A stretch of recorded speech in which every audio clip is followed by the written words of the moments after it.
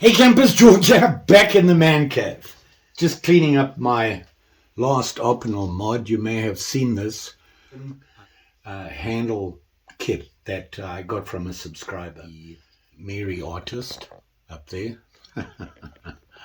Great picture. So like I said during that video, I couldn't decide what to do about the sheath.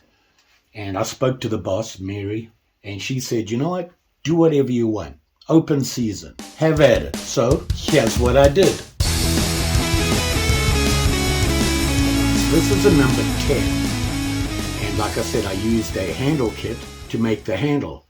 Very nice project. Actually worked out better than I thought it would. So I decided, you know, I'm going to do something totally off the wall for a sheath. And I wanted to combine some things that I'd never done before and some stuff that I have done. So this is how I did it. I was just putting my ideas onto paper. I had a rough idea of what I wanted to do, made up the measurements on the leather here, and started to cut it out. Always start with a sharp blade. I found that out the hard way.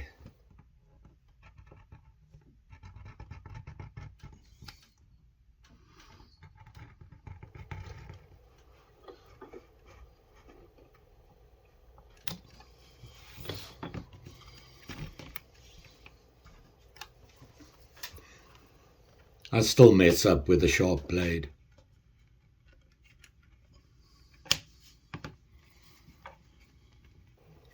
Now I'm just checking to make sure it's going to fit.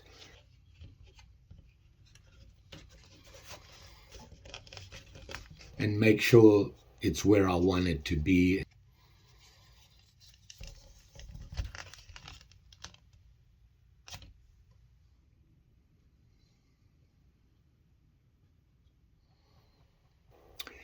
Now I'm just marking out the stitch line, and here I'm going to punch out the holes.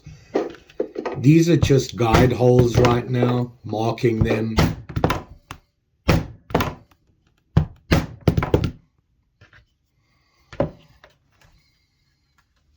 I wanted to try something here, so I had some different color dye, different greens, and I put that down first, hoping that it would show up through the Kelly green I was actually going to use, which actually matches the knife. Didn't quite work out, but I need to play with that some more. The problem is that I put it on too heavily, the Kelly green. This is the inside, the rough side of the leather. I just wanted to color it in, doing the edges.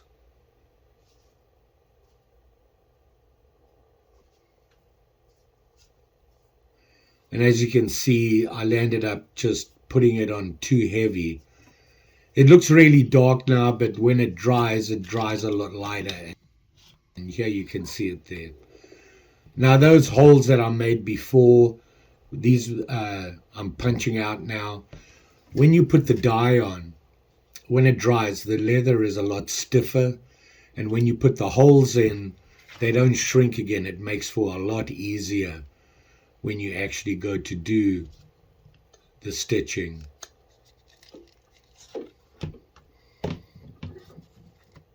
Here I'm punching the holes again for the strap.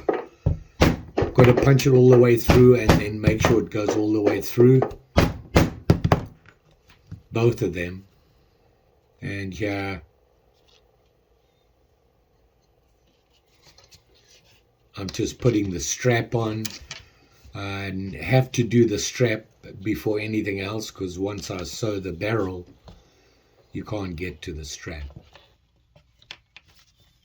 Always put that little loop over the ends on the sides. For some reason, it just holds the strap better. It doesn't move at all after you've done that. Snip it off, burn them down, squish them down, and then onto the barrel. Here I'm actually doing a baseball stitch. a really easy stitch to do once you figure it out. It's pretty straightforward. On the strap, I actually did a saddle stitch.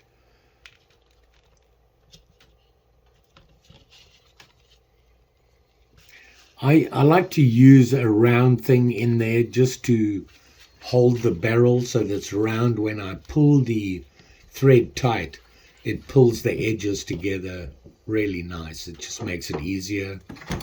Now I've marked and I'm punching out the holes for the snap. And I found this watcher that just happened to be the right size I wanted to mark off and trim off those straps. I don't like sharp corners, so trimming them off and making them round like this is a lot cleaner. It just works better. Something I didn't do on this that I normally do, and that is just trim off all the edges. There is an edging tool you can use. I didn't do it this time. Didn't feel I needed to. When you put on the gum at the end, it rounds them off just fine. Here I'm putting the snap on, like I said. I'm just making sure that I have them on the right way. If you get this wrong, you have to do the snaps again. It's not pretty taking them off. A couple of good hard taps, move the punch around a little bit, and it gets in nice and tight.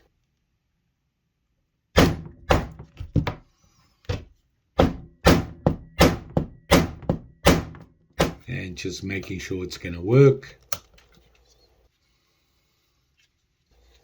And here I'm just going to, where I trimmed off everything, got to put the color back on again and just clean up and make sure all the edging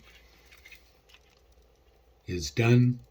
Landed up going all the way around on it. Just gives it a slightly darker edge. And let that dry. And this is the burnishing gum. Let's put it all along the edges here. If you've watched my videos before, you recognize this.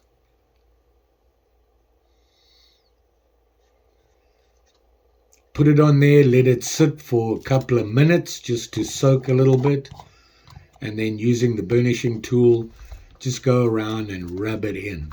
And as you rub, it cleans up the edge. It gives it a nice tight look, nice shiny look to it. Works really well. You don't need to do a lot of pressure on it. You just got to rub it in.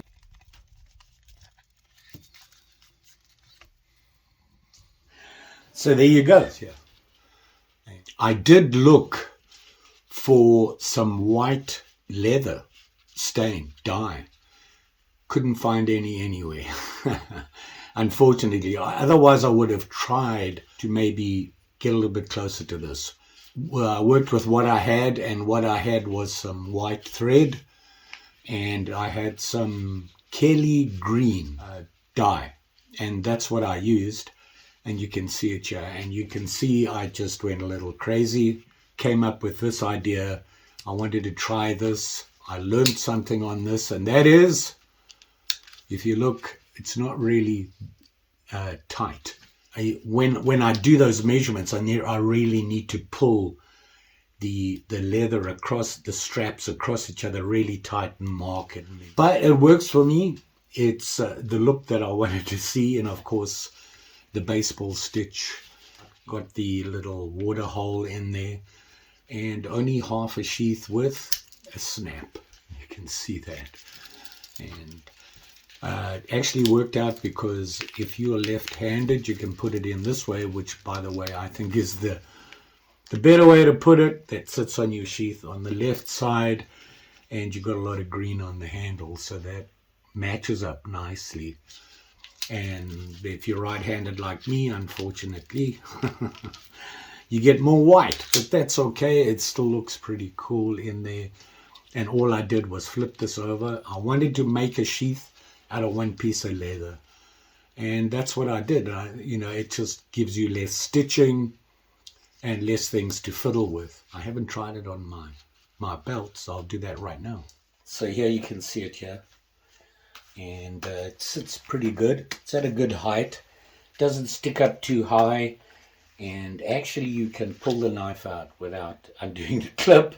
That's how loose the clip is, but that's okay. It's really look at this, it's an unusual sheath. And of course, like I said, if you are left-handed, you can put it in the other side and show green. Or if you're right-handed and you want to do it this way, it's just as good. The snap, it's just a plain snap, and you can see it pops out pretty easy. I've always struggled with this, and it goes on just fine. So there you are. And I like the way it was actually a fun project. Didn't take very long. Basically an afternoon. The longest it took was coloring the sheath and waiting for that to dry.